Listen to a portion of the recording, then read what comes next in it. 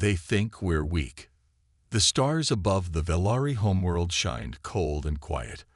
On the largest warship in their fleet, the Zereth Kal, Commander Threx stood with his hands behind his back, staring at the holographic map of the Milky Way. His sharp green eyes locked onto one tiny blue planet, Earth. "Is this the best they have?" he asked, laughing. "Yes, Commander," replied his officer. "Human ships are slow, outdated, and weak. Their navy is nothing compared to ours." Threx grinned. "Perfect. Then Earth will be easy to conquer." For months, the Velari had been watching humans. Their probes flew silently near human space, recording everything. What they saw made them laugh. Human ships were small and ugly, using old technology. Some didn't even have proper shields. The Velari called them space junk. The Velari Dominion controlled over 20 star systems. They had powerful weapons, cloaking tech, and gravity-based cannons. To them, Earth was just a primitive planet, sitting alone at the edge of the galaxy. Easy prey. In the Velari war room, Commander spoke with pride. "Humans use metal bullets. We use energy fields. They have fuel-based engines. We bend space. They send out radio signals. We speak across light years with thought links." Everyone agreed. Humans were weak. A joke. Nothing to fear. Meanwhile, far from the Velari world, Earth remained silent. But silence was not weakness. Inside Earth's deep space station, hidden beneath Neptune's shadow, Captain Maravos walked down a long metal hallway. Her boots echoed softly. Few people knew about this station. Even fewer knew about the ship docked inside it. Project Warden. She reached a tall metal door guarded by 2 soldiers. They saluted. The door slid open with a hiss. There it was. A dark shape rested in the docking bay. Long, sharp, quiet. Unlike any other human ship, it had no name on it. No signal lights. It didn't hum like other vessels. It just sat there, like a predator waiting in the shadows. Captain Voss looked at it and whispered, "Soon." Back in Velari space, Commander Threx prepared his fleet. He would lead 10 warships into human territory. "We'll take their outer colonies first," he said. "Let's see how long they can stand." His ships were large and shiny, covered in blue armor, each with thousands of crew. The alien soldiers were confident. Some even bet how fast the war would end. 3 days, one laughed. "Less," another replied. "Once they see us, they'll surrender." Threx stepped onto the bridge of his ship. "Set course for Human Colony 3. We'll show them true power." The fleet jumped into hyperspace, leaving a trail of bright light behind them. But in deep space, someone was already watching. A small human probe floated silently near a hidden asteroid field. Its sensors detected the Velari fleet entering human space. A blinking light turned red. Back on Earth, inside a mountain base, an alarm sounded. "They're here," an officer said.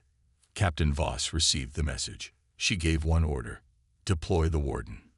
Inside the dark hangar, the unnamed ship came alive. Its black surface shimmered like water. No engine sound, no signal. It simply vanished from view as it left the station. Completely invisible, the human destroyer had entered the game. The Velari fleet approached Human Colony 3.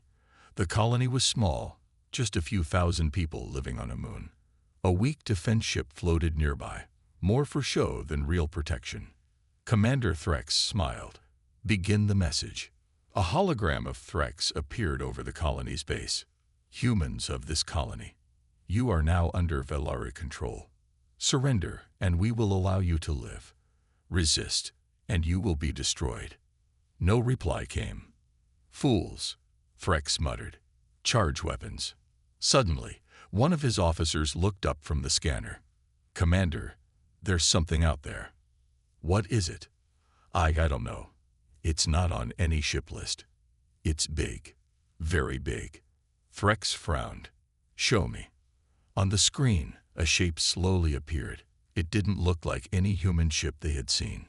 It was long and dark, moving fast, but with no signal, no heat, no noise. Just there. One Villari whispered, "Is that a human ship?" Another replied, "It can't be. That's too advanced." Before Threx could speak, the mysterious ship vanished again, like a shadow fading. Alarms rang out. The Villari fleet started scanning the area, but found nothing. Empty space. Where did it go? Threx shouted. No one answered. Then, across all Villari ships, a voice echoed through the speakers, cold, calm, human. "You laughed at our navy. Let's see if you're still laughing." The screen went dark. Commander Threx's smile finally faded. Something had changed. First contact goes wrong. The Villari war fleet hovered over Human Colony 3, glowing like a storm of metal and energy. 10 massive ships, each the size of a city, waited for a surrender that never came. Commander Threx stood in silence. His confidence from earlier now felt thinner. "Where is that ship?" he barked.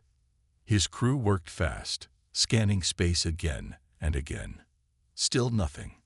The human vessel had vanished. No heat, no sound, no signal.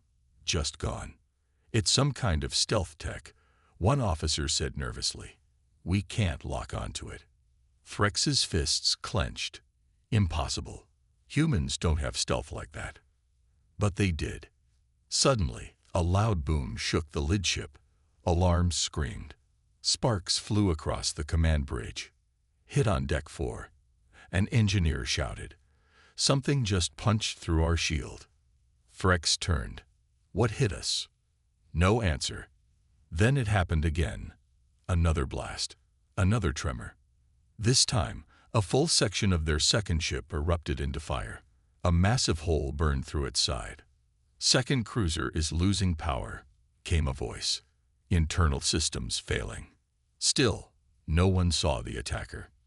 The destroyer was hunting. Far away, inside the human stealth ship, Captain Maravos stood calm in the control room. Her face showed no emotion. Her voice was low and sharp. "Fire again, then vanish." The gunner pressed the button. From deep within the ship, an advanced railgun charge. No sound, no heat, just pure magnet force. A solid spike of alloy shot out faster than sound, piercing another Villari ship like a knife through paper. And just like that, the human destroyer faded into the black again. It was a ghost in space. Back in the Villari fleet, chaos grew. Enemy location unknown. "We've lost visual. They're attacking from nowhere." The Villari had never fought like this. Their battles were clean and proud, face to face, power against power. But this was like being hunted by something invisible. Threx growled. "Surround the colony. Use drones. Force them to show themselves." Tiny scout ships launched from the Villari cruisers, hundreds of them. They spread across space, scanning every inch. Still, they found nothing. Then, one by one, those drones started vanishing. Destroyed. Silently. Panic crept in. On Earth, inside a secret control room, human commanders watched it all live. One turned to the others. "It's working." They didn't expect this. "Let's keep it that way," another replied. "Let them fear the shadows." Captain Voss's voice came through the speaker. "They mocked our navy. Let's see how they handle fear." Back with Threx, desperation started to show. "Prepare boarding ships. We'll take the colony by force," he shouted. Small Villari dropships launched and raced toward the colony moon. But before they got halfway, the destroyer appeared again, this time in full view, rising like a monster from the dark. It was massive, sleek, silent, and it opened fire. A pulse cannon released a wide burst of energy, knocking 5 dropships out of the sky. They exploded in a line of silent light. Threx watched, eyes wide. That's no human ship." His second officer whispered, "Sir, we may have made a mistake." Inside the destroyer, Mara gave her final command. Send the message. Across every Velari ship, every screen flickered. A human face appeared. Calm, direct, fearless. This is Captain Voss of the UHS Warden. You entered human space uninvited. You attacked our colony. Now you face the consequences. Turn around, or be destroyed. The screen cut, and silence followed. Threx's fleet had never lost a single battle, never even faced real resistance. Now 3 ships were heavily damaged, 2 more were barely operational. Fear spread fast. Some Velari captains wanted to run. Others hesitated. Threx stood frozen. His heart beat harder. They were supposed to be weak, he muttered. But they weren't. The trap was never ours. Commander Threx stood in the middle of his burning command bridge. His fleet, once the pride of the Velari Empire, was now wounded. His ships had never been attacked like this. Not by humans, not by anyone. How did they plan this? He asked quietly. Around him, his crew struggled to keep systems running. Sparks rained from broken panels. Fires burned behind sealed doors. One officer had a deep cut on his head, but no one stopped working. We underestimated them, said the second in command. Badly. Threx didn't reply. His mind was spinning. For all their advanced tech, the Velari had assumed Earth was weak. But this destroyer, this ghost in space, was something else. Inside the human destroyer UHS Warden, Captain Mara Voss studied a 3D model of the enemy fleet. Her voice was calm but cold. They're starting to panic. Good, she said. Begin Phase 2. Her officers nodded. Beneath the ship's dark surface, hidden weapons unlocked with soft clicks. Tiny drones, smaller than a child's toy, launched silently from the ship's belly. They were too small for Velari radars to detect, but each one carried a powerful EMP charge. Let's shut off the lights, Mara whispered. Seconds later, one of the Velari ships went dark. All systems offline. Someone screamed on the Velari bridge. We've been hit with something. Then another ship went dark, then another. Within minutes, 5 of the 10 Velari cruisers floated in silence, dead in space. No power, no weapons, no shields. They're blinding us, said the communications officer. We can't even call for help. Threx's jaw tightened. This wasn't a fight anymore. This was a trap. And it had been set by humans. Meanwhile, far below on Human Colony 3, civilians were safe inside bunkers. Soldiers stood ready, calm, and focused. One of the senior officers looked up at the sky and smiled. They walked right into it, he said. Back aboard the Warden, Mara stood beside her chief strategist, a gray-haired woman named Lennox. This was never just defense, Lennox said. They came thinking they'd crush a weak planet. But we've been watching them, preparing. Captain Mara nodded. They started this war. We'll end it. Quietly. She turned back to the display. Only 3 Velari ships still had full power. And they were starting to retreat, slowly, cautiously, like wounded animals unsure if the predator was done. Mara gave the order. Let them run. But track them. We're not done. Back on Threx's ship, panic was turning into silence. Officers stared at their screens. Some had stopped moving, unsure of what to do next. This was more than just a failed attack. It was humiliation. Then came the final blow. The same human message appeared again on every Velari screen. But this time, it wasn't just Captain Mara's face. It showed video recordings, footage from inside the Velari ships, secret surveillance. Human spies had already been aboard, watching, listening, studying weaknesses. And then came Mara's voice. You never found the trap because it was never yours. You walked into ours. This is your last chance. Leave now or disappear like the rest. Threx watched in horror. He felt small for the first time in his life. Retreat, he said, barely louder than a whisper. Full retreat. As the Villari fleet limped away from Human Colony 3, the people on Earth watched with pride. Cheers echoed in underground bunkers. Soldiers shook hands. Children smiled. They had stood against giants and won. But Captain Maravos wasn't smiling. She stood alone, staring into the dark. "This is only the beginning," she said quietly. "They'll be back, stronger, angrier. Next time, we'll need more than one destroyer. They'll never see Earth the same again." The news spread faster than light. Across the galaxy, star systems buzzed with one unbelievable message. A single human destroyer had crippled a Villari war fleet. Most species didn't believe it at first. Some laughed. Others panicked. In the inner chambers of the Galactic Council, the members watched blurry recordings of the battle. Ships exploding. Villari cruisers going dark. Human drones slicing through the dark like ghosts. Silence filled the chamber. "These are just primitives," a reptilian diplomat said. "How did they do this?" "They aren't primitives," said another. "They've been hiding, watching, waiting." Back on Earth, Captain Maravos sat in a dark room with General Hart. The general wore no smile, no pride, just a focused stare. "This wind changes nothing," he said. Mara nodded. "It only paints a bigger target on Earth." The UAS Warden was in orbit, undergoing repairs. It had survived, but just barely. Across the fleet, human commanders were already sending quiet messages, codes hidden in civilian broadcasts, orders masked inside music signals. Earth was activating its deep defense protocols, programs written for a war most hoped would never come. In a dark part of space, far from Earth, a group of alien bounty hunters watched the footage of the battle again and again.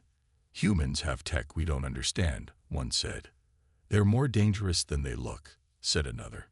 Which means someone will pay us a lot to take them out." They laughed, but not too loud. They were afraid, and that fear made them greedy. Soon, ships began moving in the shadows, not full fleets, but scouts, assassins, spies. Humanity had become the center of attention. In the capital world of the Villari Empire, Emperor Kaler slammed his fist into the stone table. "They embarrassed us," he roared. His advisors stood still, afraid to speak. "That ship was only one," the Emperor yelled. "One ship. If they have more." He didn't finish. A silent fear passed through the room. What if every human ship was like that destroyer? What if Earth had more secrets? Kaler turned to his war planners. "Prepare Operation Black Storm," he ordered. "We end Earth before they rise." Back in the solar system, Mara stood at Earth Command HQ, watching a live map. Red dots blinked on the edge of the system. "We're being watched," she said. General Hart nodded. "Let them watch, just like we did." He tapped a screen, revealing a second fleet, hidden, not in orbit, but underground, beneath Earth's oceans. Old warships, upgraded, waiting. "They think the Warden was special," Hart said. "They have no idea." Meanwhile, deep inside Earth's moon base, a team of scientists studied recovered alien tech from the destroyed Villari ships. "This is better than we imagined," one whispered. "Their data cores are full of secrets, galactic maps, language files, weapon blueprints." "And now they're ours," another said. One file stood out. It showed dozens of alien species, some allies, some enemies, all unaware that Earth had just rewritten the rules of galactic war. In space, at the edge of known territory, a new human ship slipped from stealth, smaller than the Warden, faster, quieter.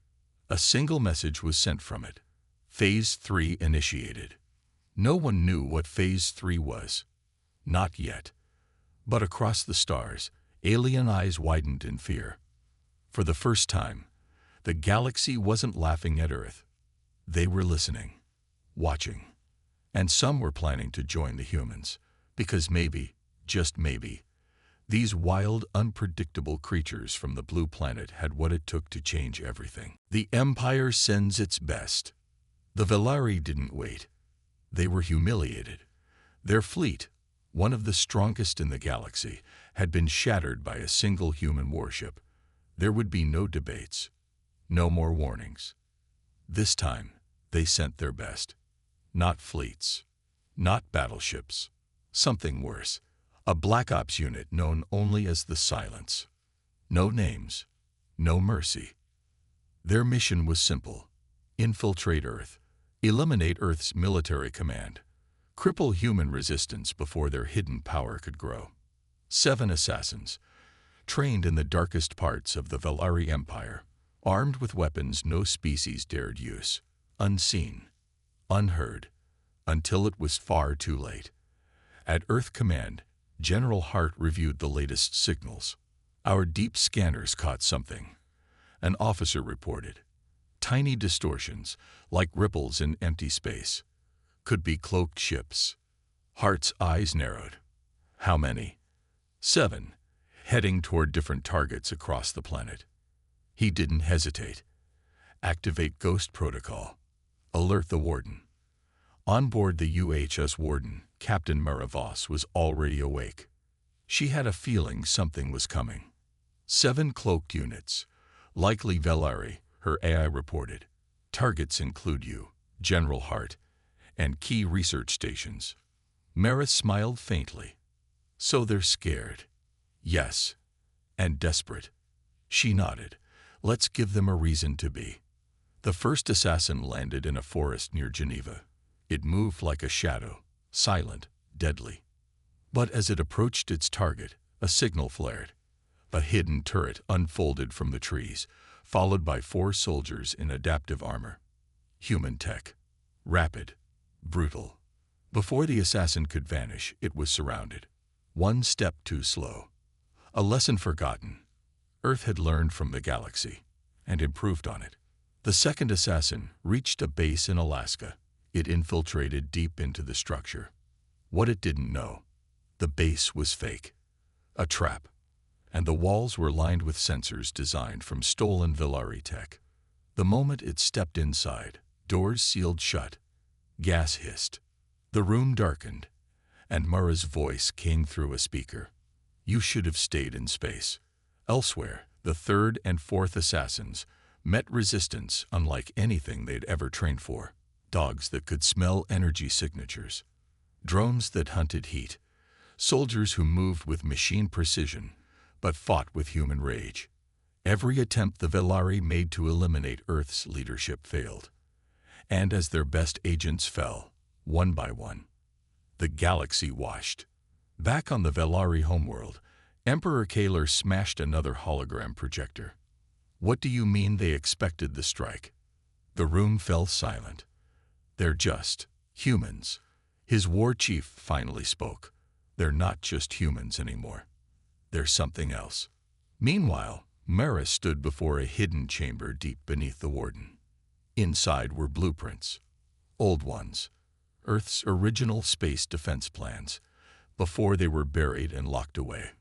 Weapons never built. Technologies considered too dangerous. Projects once labeled madness. Now, they were back on the table. The Velari sent their best, General Hart said, joining her. They'll send more, Mara replied. We need to be ready.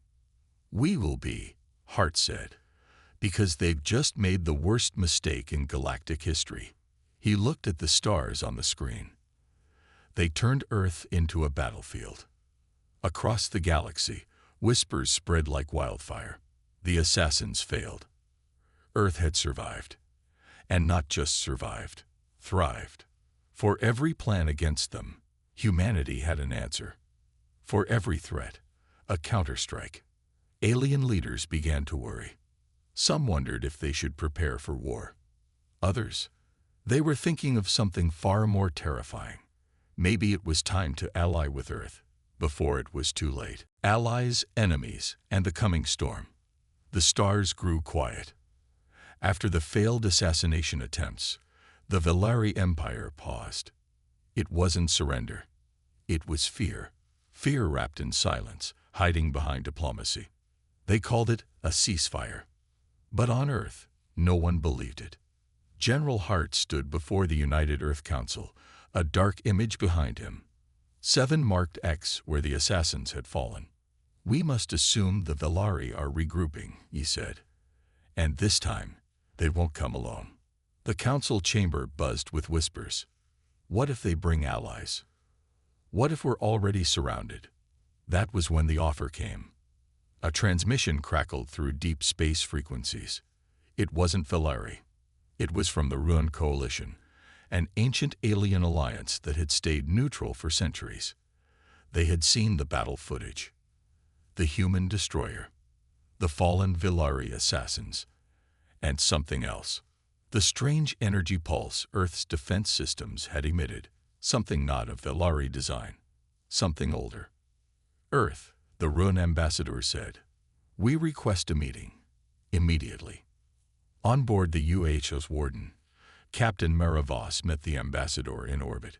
The Run delegation arrived in a ship grown like a tree, its surface glowing softly with biolights. The ambassador stepped forward, thin and tall, eyes like liquid silver.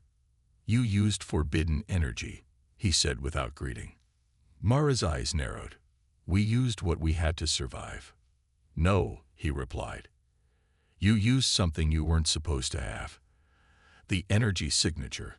It's not human. It's precursor." That word changed everything. Precursor. A myth. An ancient race that vanished long before the first alien empires formed. Creators of tech no one had ever truly understood. Some said they seeded life. Others said they were life. But now, Earth had something connected to them. General Hart listened from Earth HQ as the report came in. "Precursor tech, on Earth. Buried," said Mara. "We don't know where it came from. But our systems, especially the Warden's AI, responded to it during the last attack." Hart took a breath. "They sent assassins. We responded. But this is something else." Back in the shadows of the Velari Empire, Emperor Kaler's scientists made a discovery of their own. Old maps, star routes no longer used, ancient symbols matching the ones found in Earth's hidden systems. "We thought Earth was primitive," one scientist whispered. "But what if they're built on something ancient? What if their strength isn't just recent?" Kaler's hand tightened into a fist. "If Earth is tied to the precursors, then we either control them," he paused, "or we destroy them." Far from the political games and war councils, in a deep cave below the Andes Mountains, something stirred. Old metal. Circular. Half buried in stone. Its surface pulsed faintly, now reacting to Earth's orbital scans. Inside, a voice. Not human. Not alien. Just one word whispered through frequencies no ear could hear. "Awaken." In orbit, Mara looked out the viewing window. The Rhone ambassador stood beside her. "You think the Velari will come again?" "I don't think," Mara said. "I know. They'll bring allies." "So will we," Mara said. "Humanity's not alone anymore." The Rune tilted his head. "We don't trust easily." "Neither do we," Mara replied. "But trust isn't the issue anymore. Survival is." Back on Earth, children looked to the sky and wondered why the stars seemed brighter. In deep space, silent fleets moved in secret, and in ancient ruins buried deep under Earth, long-forgotten machines began to hum softly, feeling something they hadn't felt in thousands of years. A storm coming, and at the center of it, humanity. The underestimated, the mocked, the survivors. Now, the storm would reveal who truly ruled the stars. The awakening. Beneath the end, the stone cracked. Light pulsed from within the buried structure. The metal ring, older than any Earth civilization, began to spin. Deep inside, something came alive. Satellites picked up the energy spike first, then Earth's deep-sea sensors, then every radar station worldwide. It wasn't an attack. It was a signal, a call. And somewhere out in deep space, something answered. In Earth's orbit, aboard the UASF Warden, alarms blared. Captain Maravos stared at the readings. This isn't Velari. No, said her science officer, eyes wide. It's coming from the precursor artifact, and it's sending out coordinates. To where? The map zoomed out. The location wasn't even in known space. Mara's voice dropped to a whisper. They just opened a door.